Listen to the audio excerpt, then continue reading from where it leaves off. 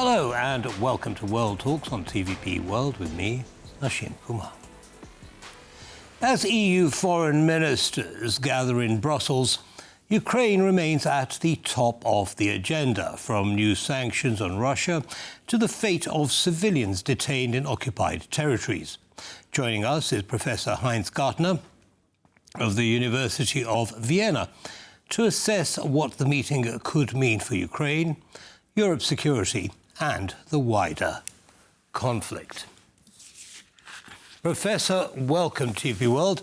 Thank you for taking the time.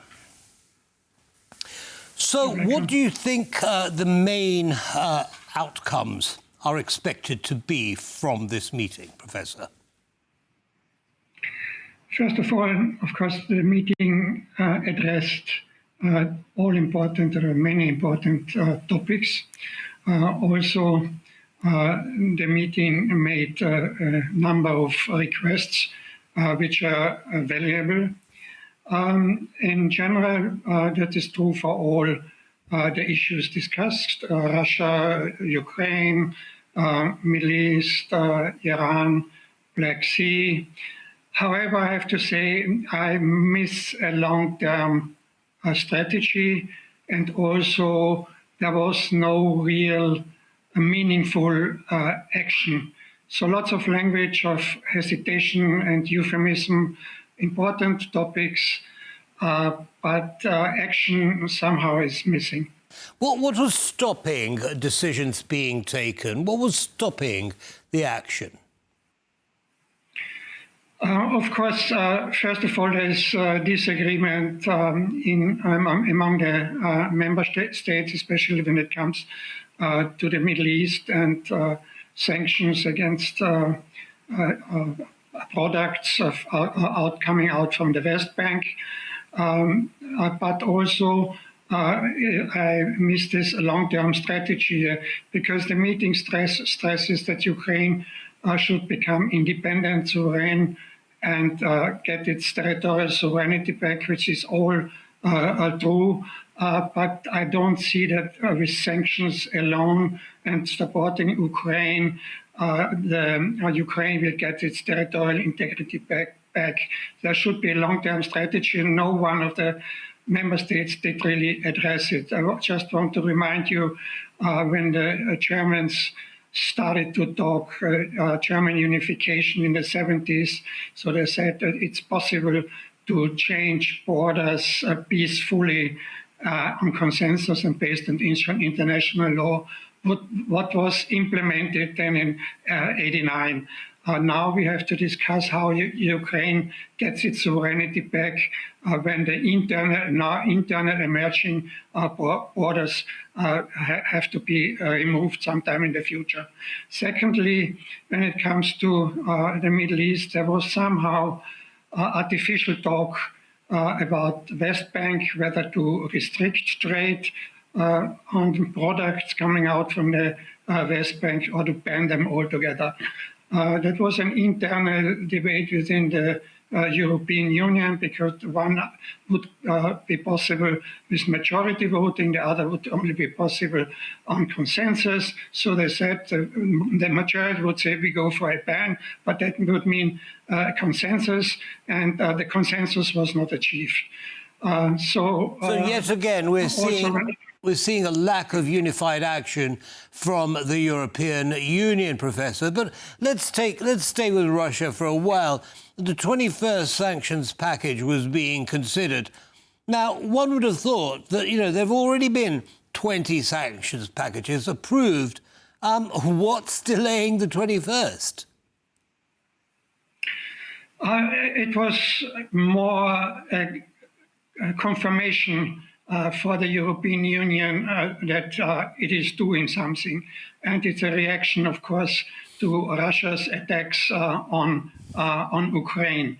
It will not change Russia's behavior in a significant way. Sanctions didn't change Russia's behavior in the past, and this 21st package would not change Russia as well. So there need to be some political initiatives in the future that Russia will have to change its behavior. Sanctions alone will not do it. Well, as you say, they don't seem to be having much effect. Now, Kaya Kallas, when she spoke, also spoke of Ukrainians being held captive in occupied areas, and she spoke about teachers and journalists and others. First of all, what brought this to the agenda? And what about the children that were stolen from Ukraine and taken into Russia? Surely that should all be, those two issues should be connected, shouldn't they? Of course, they are connected, and the Council today requested Russia to change its policy and make it for the children possible to return. But that was on the agenda already in the June meeting of the European Council. Maybe there will be some success in this small issue, which is still an important issue. I don't want to downplay it.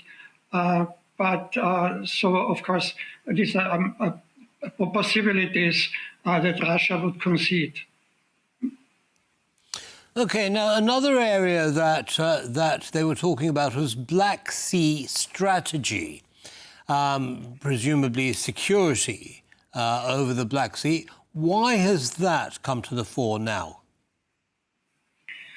Of course, there are the anxieties of some states like Moldova, also Armenia, that they would be victims of Russian cyber attacks.